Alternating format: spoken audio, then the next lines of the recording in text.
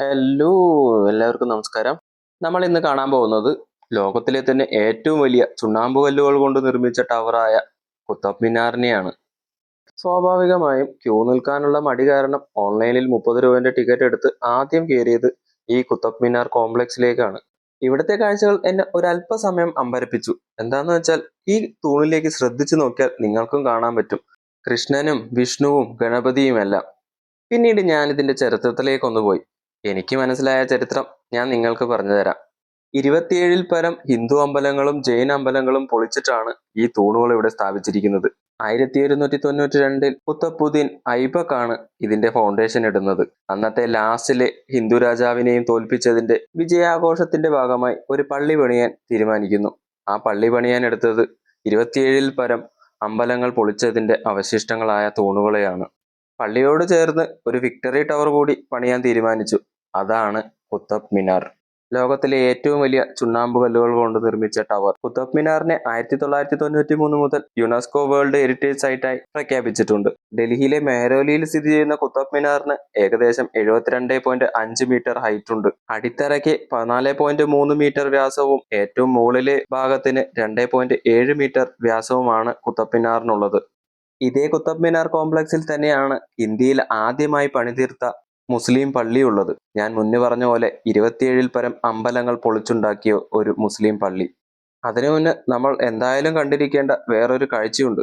ഒരിക്കലും തുരുമ്പെടുക്കാത്ത ഒരു ഇരുമ്പ് തൂണിനെ പറ്റി നിങ്ങൾ കേട്ടിട്ടുണ്ടോ? ആ ഇരുമ്പ് തൂൺ ഇവിടെ സ്ഥിതി ചെയ്യുന്നുണ്ട്. 4-ാം നൂറ്റാണ്ടിൽ ചന്ദ്രഗുപ്ത രണ്ടാമൻ നിർമ്മിച്ച ഈ പില്ലറിന് ഏകദേശം 7.2 മീറ്റർ ഉയരവും 6000 കിലോഗ്രാം ഭാരവുമുണ്ട്. 1600 വർഷങ്ങളായും ഈ തൂൺ ഇതുവരെ തുരുമ്പെടുത്തിട്ടില്ല. അഡ്വാൻസ്ഡ് ടെക്നോളജികളുള്ള ഈ സമയത്ത് പോലും ഇങ്ങനൊരു തൂണ് നിർമ്മിക്കുക വളരെ കഷ്ടമാണ്. എന്നാൽ 1600 വർഷങ്ങൾക്ക് മുന്നേ തന്നെ ഈ നിർമ്മിതി നിർമ്മിച്ച ഗുപ്ത രാജാക്കന്മാരുടെ തല അത് വേറെ തന്നെയാണ്. 1192 അന്നത്തെ സുൽത്താനായിരുന്ന ഐബക് കുത്തബ് മിനാറിന്റെ ആദ്യ നില മാത്രമേ പണി കഴിപ്പിച്ചിരുന്നുള്ളൂ.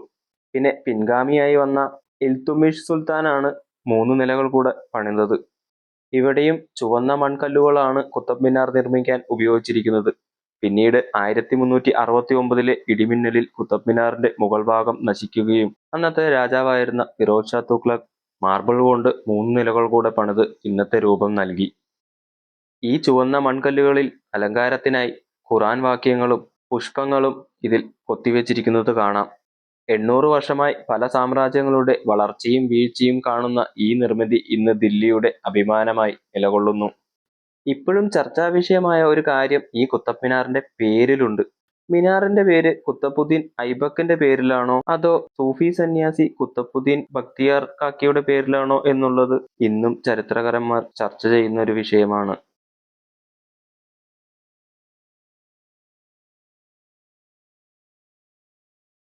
കുത്തബ് മിനാറിന്റെ പൂർണ്ണ രൂപം നമ്മുടെ ഫോണിനകത്തോ ക്യാമറയ്ക്കകത്തോ പകർത്തണമെങ്കിൽ കുറച്ച് പിന്നിലോട്ട് നടന്ന ഇതുപോലെ കാണാൻ പറ്റും.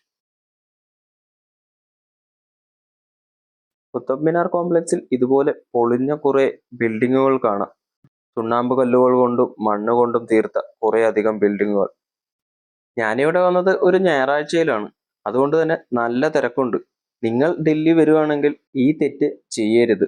നിങ്ങൾ ഞായറാഴ്ചയിൽ ഒരിക്കലും വരരുത്. വർക്കിംഗ് ഡേയ്സിൽ വരാൻ ശ്രമിക്കുക. ഇവിടെ നിന്ന് നോക്കിയാൽ കുത്തബ് മിനാറിന്റെ പൂർണ്ണ രൂപം നല്ലപോലെ കാണാൻ പറ്റുന്നുണ്ട്. സൺഡേസിൽ വന്നാൽ എന്താണ് പ്രശ്നമെന്ന് ചിലർക്കെങ്കിലും സംശയം തോന്നാം. സൺഡേസിൽ വന്നാൽ വേറൊരു പ്രശ്നവുമില്ല. നിങ്ങൾക്ക് ഒന്ന് മനസമാധാനത്തോടു കൂടി ഒന്നും ആസ്വദിക്കാൻ പറ്റില്ല.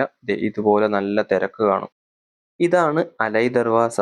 അലാവുദ്ദീൻ ഖിൽജി 1311 നിർമ്മിച്ച ഈ നിർമ്മിതി മുന്നേ ഐബക് നിർമ്മിച്ച ഇന്ത്യയിലെ ആദ്യത്തെ പള്ളിയായ ഖുവാത്തുൽ ഇസ്ലാം പള്ളിയിലേക്കുള്ള കവാടമായിട്ടാണ് അലാവുദ്ദീൻ ഖിൽജി ഇത് നിർമ്മിക്കുന്നത്.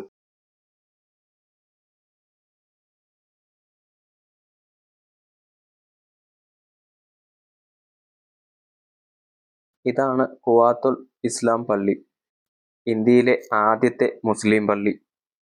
മുന്നു പറഞ്ഞ പോലെ 27 പരം അമ്പലങ്ങൾ പൊളിച്ചുണ്ടാക്കിയ പള്ളി. അതിനോട് ചേർന്ന് അവരുടെ വിജയസ്തംഭമായ കുത്തബ് മിനാറും ഇവിടെ കാണാം.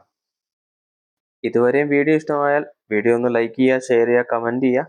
പിന്നെ സബ്സ്ക്രൈബ് ചെയ്യാൻ മറക്കരുതേ. ഡൽഹിയിലെ ഒരു പുതിയ കാഴ്ചയുമായി ഇനി അടുത്തൊരു വീഡിയോയിൽ കാണാം. അതുവരെയും ബൈ.